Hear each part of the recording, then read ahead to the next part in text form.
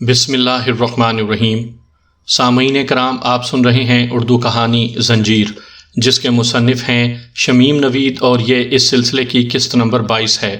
مجھے امید ہے آپ کو میری یہ کاوش پسند آ رہی ہوگی۔ آپ نے اگر ابھی تک میرا چینل کہانی گھر سبسکرائب نہیں کیا تو ابھی میرے چینل کو سبسکرائب کر کے بیل نوٹیفیکیشن آن کر لیجئے، تاکہ آنے والی ہر نئی کہانی کی اطلاع بر وقت آپ تک پہنچ سکے۔ اس کے بعد ان دونوں میں کچھ اور رسمی سی باتیں ہوئیں۔ پھر ڈسٹرکٹ مجسٹریٹ اور حامد شناد وہاں سے چلے گئے۔ اس کے بعد میں کچھ نہ سن سکا۔ حامد شناد اب باہر لان میں بیٹھا ہوا تھا۔ لوگوں کی باتیں کرنے کی آوازیں مکھیوں کی بھن بھناہٹ کی مانند اس کے کمرے میں پہنچ رہی تھیں، جہاں میں مسیری کے نیچے چھپا ہوا تھا۔ سخت گرمی کی وجہ سے اور پسینے کے مارے میرا برا حال تھا۔ میرا اور جمشید کا اندازہ تھا کہ ہمیں اپنا اصل کام کرنے کا موقع شاید رات کو 12 بجے تک ملے گا۔ اس وقت تک ہمیں اپنی اپنی جگہ دم سادے بیٹھے رہنا ہوگا۔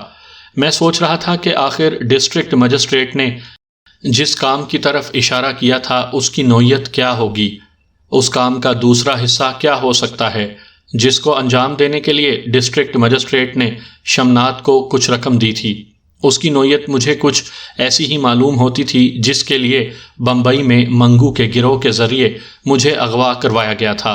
میرا دل گواہی دے رہا تھا کہ جو کچھ بھی انگریز مجسٹریٹ نے کہا تھا اس کا تعلق کسی انتہائی گھناؤنے کاروبار سے تھا۔ جو کچھ ہونے والا تھا اسی رات ہونے والا تھا۔ اس کا توڑ کرنے کے لیے ہمارے پاس وہی رات تھی، مگر توڑ کے لیے ضروری تھا کہ ہمیں معلوم ہوتا کہ کیا ہونے والا ہے۔ اس کے لیے میرے پاس صرف ایک ہی ذریعہ تھا، اور وہ تھا حامد شناد۔ پھر میرے ذہن میں مہندر کا خیال آیا۔ اسے اس وقت سیتا مورتی کے ہاں ہونا تھا اور کسی طرح مڈالیار تک پہنچ کر یہ معلوم کرنا تھا کہ وہ اس وقت تروڑ نگری کیوں آیا ہے۔ پاٹھک اور پھڈکر کا کہنا تھا کہ لیجسلیٹو کے ان دونوں اراکین کا وہاں پہنچنا خالی از علت نہیں تھا۔ تو کیا مہندر کو بھی اب تک اس سازش کا کچھ علم ہو گیا ہوگا؟ میں سوچتا رہا۔ گھنٹے نے 12 بجائے، پھر لمحے کٹ کٹ کر گزرتے رہے۔ 12:30 بجے تو حامد شناد خدا خدا کر کے واپس آیا۔ فضا میں الو کی ایک چیخ گونجی۔ یہ اشارہ تھا امداد آنے کا۔ آواز کافی دور سے آئی تھی۔ اس کا مطلب یہی تھا کہ مہندر وہاں پہنچ چکا تھا۔ جواب میں بلی کی میاؤں کی صدا گونجی تھی۔ یہ قریب کی آواز تھی، اور یہ یقیناً جمشید نے مہندر کو مطلع کیا تھا کہ وہ اس کے پاس پہنچ رہا تھا۔ مہندر یقیناً اپنا کام ختم کر کے واپس آ گیا تھا۔ میں اپنی جگہ چوکنا ہو گیا۔ حامد شناد لباس تبدیل کر کے مسہری پر لیٹ چکا تھا۔ میں انتہائی آہستگی اور احتیاط کے ساتھ رینگ کر مسہری کے نیچے سے نکلا اور ایک دم کھڑے ہو کر حامد شناد سے کہا، آواز نکالی تو گولی مار دوں گا، خاموشی سے اٹھ کر بیٹھ جاؤ۔ تم کون ہو؟ حامد شناد نے ہکلاتے ہوئے کہا۔ ساتھ ہی وہ مسہری پر اٹھ کر بیٹھ چکا تھا۔ میں اسے نفرت اور غصے سے گھورتا رہا۔ تم کون ہو؟ حامد شناد نے پھر کہا۔ انجمن محبان وطن، میں نے جواب دیا۔ تم ہماری ہی تلاش میں تھے۔ مگر تم یہاں کیسے؟ اس نے پھر ہکلا کر کہا۔ شاید اس کی سمجھ میں نہیں آ رہا تھا کہ اس صورتحال سے کیسے نمٹے۔ اپنی مرضی سے، میں نے جواب دیا۔ تمہیں ہماری تلاش کیوں ہے؟ میں نے اس سے براہ راست سوال کیا۔ حکومت کا حکم ہے، حامد شناد نے کہا۔ تو تم حکومت کے وفادار ہو، انگریز کے غلام۔ تم اس ملک کے دشمن ہو۔ کیوں؟ میں نے اس بار اپنا لہجہ سخت کر لیا۔ تم غلط سمجھ رہے ہو، حامد شناد نے کہا۔ ایسا نہیں ہے۔ جھوٹ مت بولو، میں نے کہا۔ مجھے ٹھیک ٹھیک جواب چاہیے۔ مجھے بہت کچھ معلوم ہے، سمجھے؟ اگر تم نے غلط جواب دیا تو میں تمہیں گولی مارنے سے دریغ نہیں کروں گا۔ تمہیں جہنم میں پہنچاتے ہوئے مجھے کوئی تکلیف نہیں ہوگی، میں نے پستول کو جنبش دیتے ہوئے کہا۔ میں اب تم سے چند سوالات کروں گا، اس کے بعد 3 تک گنوں گا۔ تم نے اس سے قبل جواب نہیں دیا تو گولی مار دوں گا۔ تم نے غلط جواب دیا تو بھی گولی مار دوں گا، سمجھے؟ ڈسٹرکٹ مجسٹریٹ تمہارے پاس آیا تھا، اس نے فوراً جواب دیا۔ کام کے بارے میں کیا رپورٹ دی تھی؟ میں نے کہا۔ اس نے کیونکہ فوراً ہی جواب نہیں دیا تھا، میں نے گننا شروع کیا۔ 1، آج رات ہو جائے گا۔ فرقہ وارانہ فساد کیسے شروع ہوں گے؟ میں نے اندھیرے میں تیر پھینکا۔ 1، 2، جی، فسادات، اس کے حلق میں جیسے بلغم اٹک گیا۔ 1، 2 میں نے گنتی شروع کی۔ ہندوؤں پر حملے سے، حامد شمناد نے جواب دیا۔ اس کام کے لیے تم نے کن لوگوں کو خریدا ہے؟ میں نے کہا۔ جواب صحیح دینا۔ میں سچ کہہ رہا ہوں، میں نے کسی کو نہیں خریدا۔ حامد شمناد نے گھگیا کر کہا۔ تمہارا لہجہ بتا رہا ہے کہ تم جھوٹ بول رہے ہو۔ ڈسٹرکٹ مجسٹریٹ نے تمہیں رقم کس تقریب میں دی ہے؟ میں نے سخت لہجے میں کہا۔ میں نے تمہیں پہلے ہی بتا دیا ہے کہ ہمیں انگریزوں اور تم جیسے ان کے پٹھوؤں کی سازش کے بارے میں سب کچھ علم ہے۔ مجھے حکم ہے تمہیں قتل کر دیا جائے، لیکن مجھے یہ بھی حکم ہے کہ اگر تم نے ہم سے تعاون کیا، ہمیں ٹھیک ٹھیک جوابات دیے، تو تمہاری جان بخش دوں۔ بتاؤ تم نے کس کو اس کام پر مامور کیا ہے؟ ظاہر ہے ہندو مسلم فسادات کے لیے تم نے اپنے جیسے کچھ ضمیر فروشوں کو خریدا ہوگا۔ اس کے ساتھ ہی میں نے گنتی شروع کر دی۔ 1 2 علی کافور کو۔ اسی وقت باہر سے کتے کے پلے کی ٹیاؤں ٹیاؤں کرنے کی آواز ابھری۔ یہ گویا اشارہ تھا خطرہ قریب آ جانے کا۔ مطلب یہ تھا کہ کتے یعنی پولیس یا فوج سر پر آ پہنچی ہے۔ میں اس اشارے کو سن کر چونک پڑا۔ میں نے فوراً حامد شمناد سے کہا، اب تم اس کونے میں دیوار کی طرف منہ کر کے کھڑے ہو جاؤ۔ دائیں بائیں دیکھنے کی ضرورت نہیں ہے، نہ آواز نکالنے کی ضرورت ہے۔ حامد شمناد نے اٹھ کر کونے میں دیوار کی طرف منہ کر لیا اور کھڑا ہو گیا۔ تم 5 منٹ تک یہاں اسی طرح خاموشی سے کھڑے رہو گے، خواہ کچھ ہو، آواز نہیں نکالو گے۔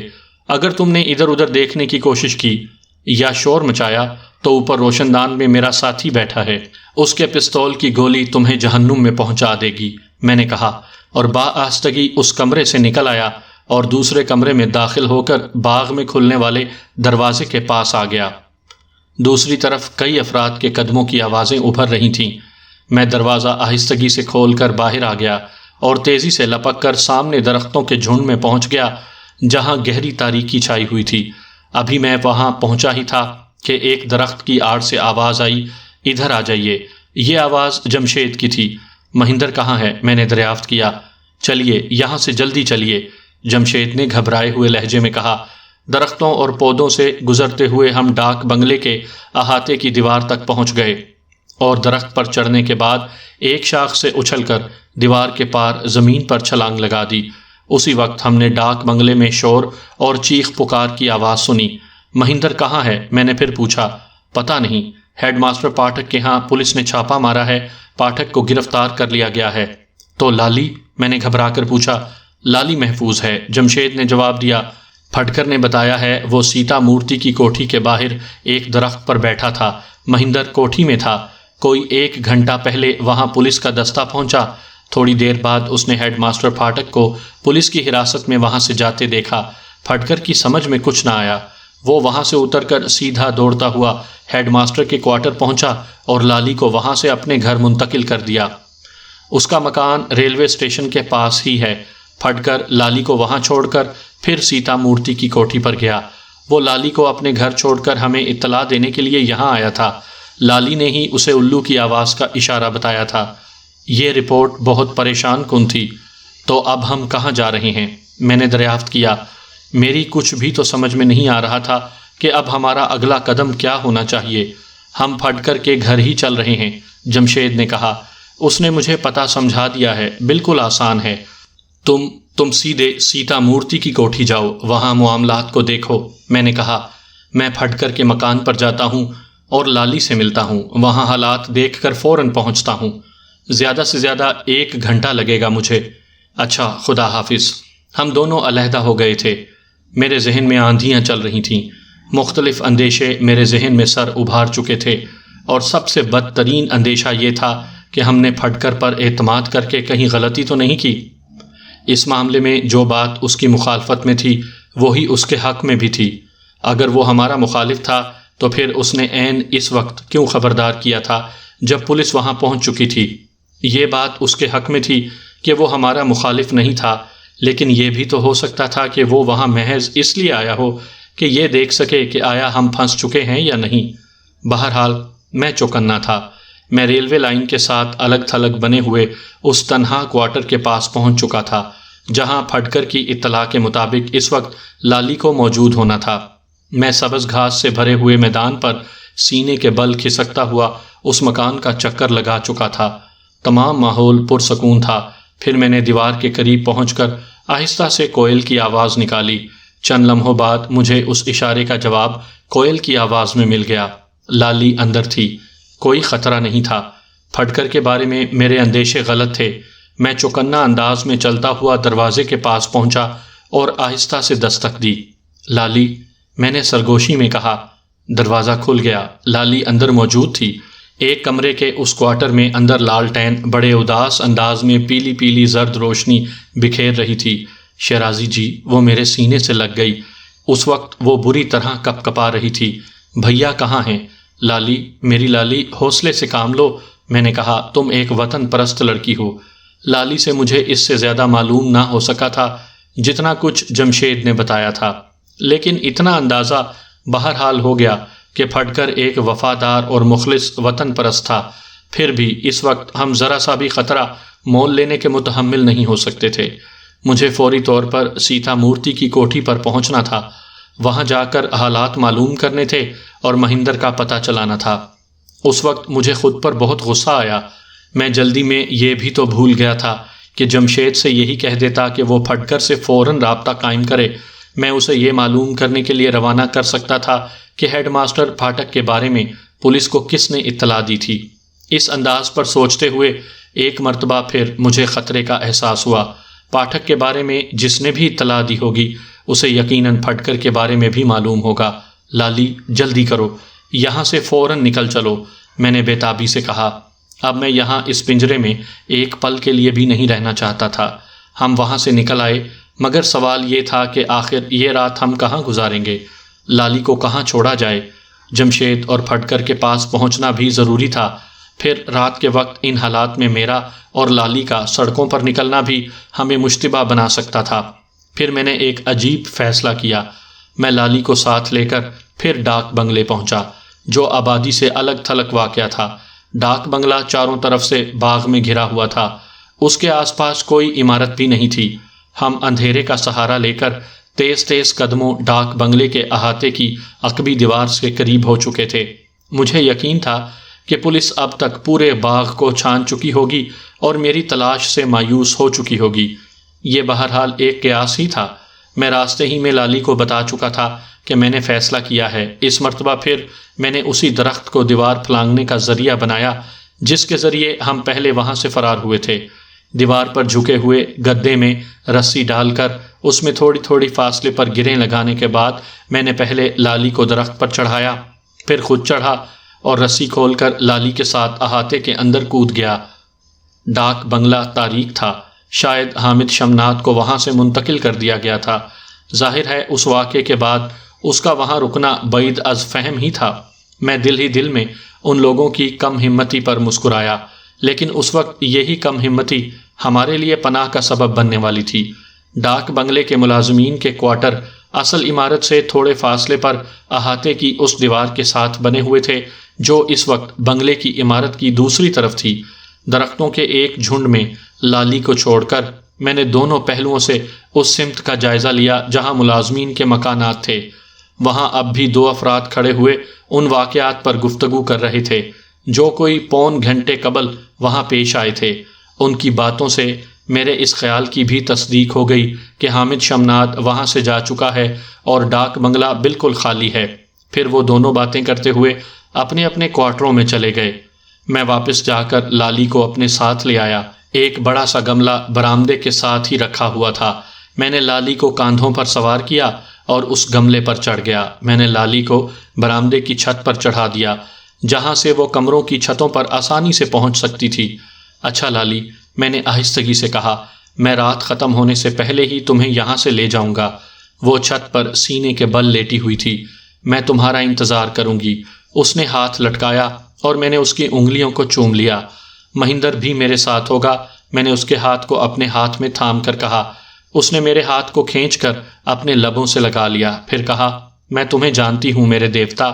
اس کی آنکھوں کی نمی میری انگلیوں کو بھگو گئی۔ اس کے لہجے میں لرزش میرے دل میں کانٹا بن کر اتر گئی۔ میں تم پر بوجھ بن گئی ہوں؟ نہیں، تمہاری تربیت ہو رہی ہے۔ اچھا، خدا حافظ۔ خدا حافظ۔ جس وقت میں وہاں سے چلا، دور اسٹیشن سے پرے لائن پار میں نے آگ کے شعلوں کو آسمان کی طرف لپکتے دیکھا۔ بہت دور میدان میں جیسے کسی نے الاؤ سا بھڑکا دیا تھا۔ میں بہت تیزی سے سیتا مورتی کی کوٹھی کی طرف جا رہا تھا۔ میری اور میرے ساتھیوں کی کوشش تھی کہ تروڑ نگری کو اس آگ میں بھسم ہونے سے بچایا جائے جو انگریز اور ان کے پٹھو بھڑکانے پر تلے ہوئے تھے۔ میں اپنی منزل کی طرف بڑھتا رہا۔ اس وقت میں نے کہیں دور سے ایسا شور بھی اٹھتے سنا جیسے بہت بڑا مجمع نعرے لگا رہا ہو۔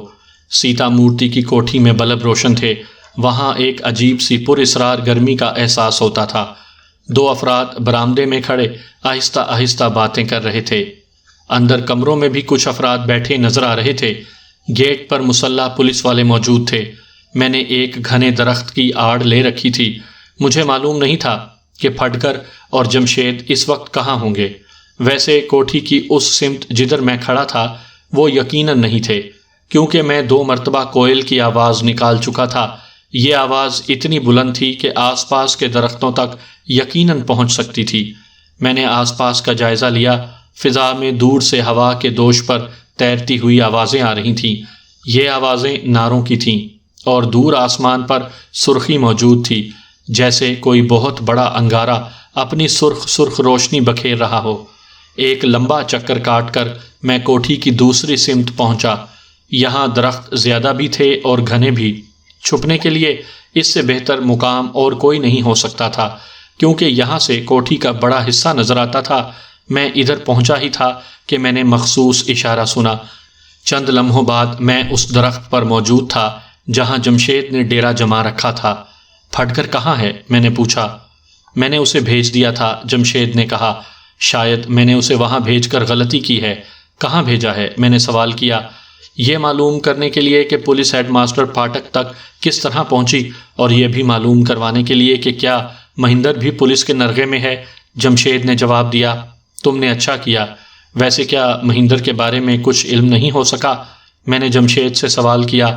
وہ اندر ہی ہے، عقبی حصے میں، جمشید نے بتایا۔ پھڈگر کے جاتے ہی میں نے یہ سوچ کر کہ شاید مہندر عقبی حصے میں ہو ادھر گیا تھا۔ وہاں مجھے اپنے اشارے کا جواب مل گیا تھا۔ تو پھر تم یہاں کیوں ہو؟ میں نے پوچھا۔ دراصل طے یہ ہوا تھا کہ وہ کوٹھی کی اسی سمت پھڈگر سے آ کر ملے گا، جمشید نے جواب دیا۔ ٹھیک ہے، تم یہیں رہو، میں پیچھے جاتا ہوں، میں نے اسے جواب دیا۔ ویسے پھڈگر کب تک واپس آئے گا؟ اب اسے آ ہی جانا چاہیے، جمشید نے جواب دیا۔ پھر میں نے جمشید کو لالی کے بارے میں بتایا اور اسے اپنے ان خدشات سے بھی آگاہ کیا جن کی بنا پر میں نے یہ اقدام کیا تھا۔ میں کوٹھی کی عقبی سمت جانے کے لیے درخت سے اترنے ہی والا تھا کہ 5-6 افراد بہت تیز تیز چلتے اور باتیں کرتے ہوئے کوٹھی کی سمت بڑھتے نظر آئے۔ وہ بہت مشتعل دکھائی دے رہے تھے۔ خاصی دور ہونے کے باوجود ان کی تیز آوازیں رات کے سناٹے کی وجہ سے ان کی باتوں کے چند الفاظ ہم تک بھی پہنچ گئے۔ مندر، آگ، مندر، آگ، اف میرے خدا، میں بڑبڑایا۔ تو کیا وہ کامیاب ہو گئے؟ جمشید، ہماری تمام تگ و دو شاید بے سود ہی ثابت ہوئی۔ کیوں؟ کیا ہوا؟ جمشید شاید اس نتیجے پر نہیں پہنچ سکا تھا جس پر میں پہنچا تھا۔ مندر کو آگ لگوا دی گئی ہے، میں نے کہا۔ اس کے بعد یہاں کیا کچھ ہوگا اس کا اندازہ کرنا کچھ مشکل نہیں۔ اچھا تم ٹھہرو، میں چلا۔ عقبی حصے میں آ کر میں ایک درخت پر چڑھ گیا۔ یہ درخت دیوار سے خاصا دور تھا، لیکن اس کا ایک مضبوط گدا دیوار تک گیا تھا اور اس کی شاخیں اندر احاطے میں سایہ کیے ہوئے تھیں۔ میں آہستہ آہستہ کھسکتا ہوا دیوار کی طرف جانے والے گدے پر جس حد تک جا سکتا تھا چلا گیا۔ کوٹھی کے عقبی حصے میں سناٹا پھیلا ہوا تھا۔ یہاں کوئی شے حرکت نہیں کر رہی تھی۔ میں نے کوئل کی آواز نکالی۔ اس اشارے کا جواب فوراً ہی دائیں طرف کے گوشے سے آیا، جہاں گہری تاریکی چھائی ہوئی تھی، جس سے اندازہ ہوتا تھا کہ وہاں گھنی جھاڑیاں یا پودے لگے ہوئے ہیں۔ پھر میں نے اسی سمت ہلکی سی سرسراہٹ محسوس کی، جیسے کوئی جھاڑیوں سے گزر کر بڑھ رہا ہو۔ پھر میں نے ایک سائے کو درخت کی سمت آتے دیکھا۔ سایہ درخت کے پاس آ کر دیوار کی اوٹ میں ہو گیا تھا۔ مہندر، میں نے بہت دھیمی آواز میں کہا۔ شیرازی، تم جاؤ۔ مہندر کی ہلکی سی آواز میری سماعت سے ٹکرائی۔ وقت بہت کم ہے، میں نے پھر کہا۔ میری مدد کی ضرورت ہے، تم جاؤ۔ اس کی آواز آئی، پھڈگر کے پاس ملنا۔ میں دوبارہ اس پیڑ تک پہنچ گیا جس پر جمشید چڑھا ہوا تھا۔ چند لمحے بعد میں بھی پیڑ پر تھا۔ اب مجھے خیال آیا تھا کہ مجھے فوراً علی کافور کا پتہ بھی چلانا تھا۔ جسے حامد شناد نے ہندو مسلم فساد کی آگ بھڑکانے کا کام سونپا تھا، پھٹ کر واپس آ گیا تھا۔ اس کی اطلاعات بڑی خوفناک تھیں۔ کوئی 1 گھنٹہ ہوا 5 موپلوں کے قتل کی خبر ایک قریب کے گاؤں سے تروڑ نگری پہنچی تھی۔ اس خبر کے ساتھ خون میں بھیگی ہوئی 2 قمیضیں بھی تروڑ نگری میں موپلوں کے ایک ٹھنگل کے پاس پہنچی تھیں۔ دوسری طرف اسٹیشن کے پاس ایک قدیم خستہ حال مندر کو نظر آتش کر دیا گیا۔ وہ سرخی اسی آگ کی تھی اور ہوا کے ساتھ آنے والے شور کی آواز موپلوں کے نعروں کی تھی۔ اف میرے خدا، میں بڑبڑایا، یہ کیسے وحشی درندے ہیں جنہوں نے انسانوں کی شکل اختیار کر لی ہے۔ میں نے تعصب سے اپنے ہاتھ ملے، اور ہاں، یہ پتہ چلا کہ مسٹر پاٹھک کے بارے میں کس نے اطلاع دی تھی۔ میرے ایک دوست نے، پھٹکر نے بڑے دکھ سے کہا۔ مجھے یہ جان کر اطمینان ہوا کہ آپ نے لالی دیوی کو وہاں سے منتقل کر دیا ہے۔ میں وہاں گیا تھا، لالی وہاں موجود نہیں تھی تو میں پریشان ہو گیا۔ جمشید نے بتایا تو میری جان میں جان آئی۔ اب کیا ہوگا پھٹکر؟ میں نے پوچھا۔ کیا کرنا چاہیے؟ میری کچھ سمجھ میں نہیں آ رہا، پھٹکر نے کہا۔ یہ علی کافور کون ہے، جانتے ہو؟ میں نے دریافت کیا۔ علی کافور کالی کٹ کا ایک بدماش ہے، وہ یہیں رہتا ہے، پھٹکر نے جواب دیا۔ کیوں، کیا کوئی خاص بات ہے؟ جو کچھ ہونے والا ہے علی کافور کا اس میں بہت بڑا ہاتھ ہوگا۔ کیا تم بتا سکتے ہو کہ وہ کہاں مل سکے گا؟ میں نے پوچھا۔ یہ کسی ٹھینگل سے ہی معلوم ہو سکتا ہے، پھٹکر نے جواب دیا۔ کیا ہونے والا ہے؟ وہی سب کچھ جس کے خلاف ہم جد و جہد کر رہے ہیں۔ جمشید نے شش کر کے ہمیں چپ ہو جانے کو کہا۔ سیتا مورتی کے ہاں جو لوگ جمع تھے وہ گویا اب رخصت ہو رہے تھے۔ سب لوگ برآمدے میں کھڑے الوداعی الفاظ کہہ رہے تھے۔ پھر لوگ رخصت ہوتے گئے۔ رات کا سناٹا اور گہرا ہو گیا۔ سیتا مورتی اور مڈالیار باقی تمام لوگوں کو رخصت کر کے اندر چلے گئے۔ تھوڑی دیر میں کوٹھی کی تیز بتیاں ایک ایک کر کے بجھ گئیں۔ اب صرف کم روشنی کے چند بلب ایک سوگوار سا تاثر پیدا کر رہے تھے۔ وقت گزر رہا تھا۔ آخر مہندر وہاں کیوں رکا ہوا تھا؟ وہ کیا کرنا چاہتا تھا؟ میرے خیالات ایک مرتبہ پھر مہندر کی ذات پر مرتکز ہو گئے تھے۔ کوئی نصف گھنٹے بعد کوٹھی کے ایک کمرے میں روشنی ہوئی۔ اس کے چند منٹ بعد اسی کمرے سے گولی چلنے کے ساتھ ایک بھیانک اور دلدوز چیخ ابھری۔ پھر اس کوٹھی میں جاگ ہو گئی۔ گیٹ پر متعین سپاہی بھی لپک کر برآمدے کی طرف بڑھے۔ کوٹھی میں ایک شور مچ گیا۔ چند منٹ بعد مہندر ہمارے پاس پہنچ گیا اور ہم تینوں تیزی کے ساتھ وہاں سے لپک لیے۔ اب ہم جلد از جلد اس علاقے سے نکل جانا چاہتے تھے۔ اس کے 5ویں دن ہم مدراس میں تھے۔ ہماری یہ مہم قطعی ناکام رہی تھی۔ ٹھیک اس وقت جب کہ ہم کامیابی کے قریب تھے، انگریز نے اپنے شاطر اور شیطانی ذہن سے وہ چال چلی جو ہر فراست اور فرزانگی کو جنون اور دیوانگی میں بدل سکتی تھی۔ 2-3 دن کی کوششوں سے ہم نے تروڑ نگری کے باشندوں میں محبت، اخوت اور بھائی چارے کے جو جذبات بیدار کیے تھے، وہ انگریز کی ایک غیر انسانی، وحشیانہ اور مکروہ چال سے نفرتوں اور کدورتوں میں تبدیل ہو کر رہ گئی۔ وہ رات اور اس کے بعد 3 دن ہم نے پھٹ کر کے ایک دوست کے گھر گزارے تھے۔ اس کا یہ دوست بھی ریلوے میں ملازم تھا اور مسلمان تھا۔ میں اور مہندر اسی رات لالی کو بھی ڈاک بنگلے سے لے آئے تھے۔ میں نے مہندر سے کہا تھا کہ ہمیں آخری کوشش کر لینی چاہیے، اور تو اس نے کہا تھا میں تمہارے ساتھ ہوں، مگر اب کچھ نہیں ہو سکتا۔ ہم نے جو کچھ کیا تھا وہ تباہ ہو چکا ہے۔ پھر بھی میں نہ مانا تھا۔ میں نے علی مالیار کے بھائی سے ملاقات کی تھی۔ اس کے توسط سے موپلوں کے ٹھینگلوں سے ملا تھا، مگر میں انہیں نہیں سمجھا سکا۔ 5 موپلوں کے قتل کی خبر کوئی معمولی واقعہ نہیں تھا۔ انہیں ایک قریبی گاؤں میں قتل کیا گیا تھا۔ افواہ یہی تھی کہ انہیں ہندوؤں نے مارا تھا، اور پھر اس گاؤں کے موپلوں نے 2 خون آلود قمیضیں تروڑ نگری بھیجی تھیں۔ یہ قمیضیں بھیجنا ایک پیغام تھا۔ ان قمیضوں میں جو خون جذب ہوا تھا وہ اپنا خراج مانگ رہا تھا۔ موپلوں کا یہی کہنا تھا۔ اب موپلوں پر فرض تھا کہ وہ تروڑ نگری میں اپنے بھائیوں کے خون کا بدلہ یہاں کے ہندوؤں سے لیں۔ میں نے آخری مرتبہ انہیں سمجھایا کہ یہ سب کچھ انگریز کی چال ہے۔ اگر موپلے اس گاؤں میں قتل کیے گئے ہیں تو انہیں انگریزوں نے قتل کیا ہوگا اور اپنے ایجنٹوں کے ذریعے خون آلود قمیضیں یہاں بھجوائی ہوں گی۔ میں نے انہیں بتایا کہ انگریز نے ہندوؤں اور مسلمانوں کو لڑانے کے لیے کیا کیا ترکیبیں کی ہیں، کیا اسکیم بنائی ہے، مگر میری ان گزارشات کا کوئی نتیجہ نہ نکلا۔ میں تو جیسے اندھوں، گونگوں اور بہروں سے مغز ماری کر رہا تھا۔ مہندر سے گفتگو کے بعد انگریز کی ساری اسکیم میری سمجھ میں آ گئی تھی۔ اس نے جو کچھ سیتا مورتی کے ہاں سنا تھا، اس کے بعد ہی اس نے وہاں ٹھہر کر اپنی قسم پوری کرنے کا فیصلہ کیا تھا۔ ڈسٹرکٹ مجسٹریٹ نے مڈالیار کو بتایا تھا کہ قریبی گاؤں میں 5 مسلمانوں کو قتل کر کے ان کی قمیضیں تروڑ نگری بھجوا دی گئی ہیں اور تروڑ نگری کے ایک قدیم مندر کو نظر آتش کرنے کے انتظامات کر دیے گئے ہیں۔ پھر کسی شخص نے آ کر مڈالیار کو کچھ اطلاع دی تھی، جس کے بعد مڈالیار کچھ دیر کے لیے باہر چلا گیا تھا۔ چند لمحے بعد اس نے واپس آ کر ڈسٹرکٹ مجسٹریٹ کو سرگوشی میں کچھ بتایا تھا اور پھر ہیڈ ماسٹر پاٹھک کو اندر طلب کیا گیا، جو مڈالیار سے ملاقات کے لیے آیا تھا۔ مڈالیار اور ڈسٹرکٹ مجسٹریٹ پاٹھک سے یو پی سے آنے والوں کے بارے میں گفتگو کرتے رہے تھے اور اسے یہ فرض سونپا گیا تھا کہ وہ اسکول کے طلباء کے ذریعے یہ معلوم کرنے کی کوشش کرے کہ وہ چاروں اجنبی کہاں مقیم ہیں۔ پاٹھک پرجوش انداز میں ان کی ہاں میں ہاں ملاتا رہا۔ تب اچانک ہی مڈالیار اس پر گرم ہو گیا اور اس نے پاٹھک کو بتایا کہ وہ نہ صرف حکومت کو دھوکہ دے رہا ہے بلکہ اپنے دھرم بھائیوں سے بھی غداری کر رہا ہے، کیونکہ وہ چاروں اس کے گھر میں پناہ گزین ہیں۔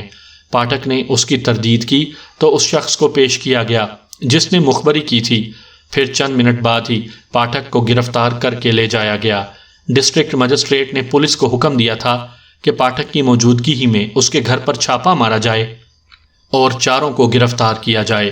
ڈسٹرکٹ مجسٹریٹ نے پھر اپنے ساتھ آئے ہوئے ایک فوجی افسر کو ہدایت کی کہ وہ بھی واپس جائے اور ہیڈ ماسٹر کے گھر کا محاصرہ کر لے تاکہ ملزمان فرار نہ ہو سکیں۔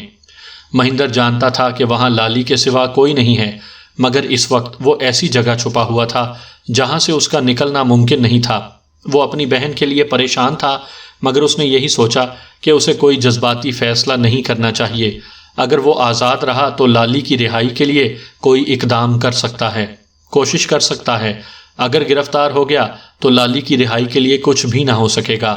وہ وہیں چھپا رہا، اسے وہاں سے نکلنے کا موقع نہ مل سکا، اور جب اسے اس جگہ سے ہٹ جانے کا موقع ملا تو بہت دیر ہو چکی تھی۔ ڈسٹرکٹ مجسٹریٹ کو اطلاع دی گئی تھی کہ پاٹھک کے گھر سے کوئی گرفتاری عمل میں نہیں آ سکی۔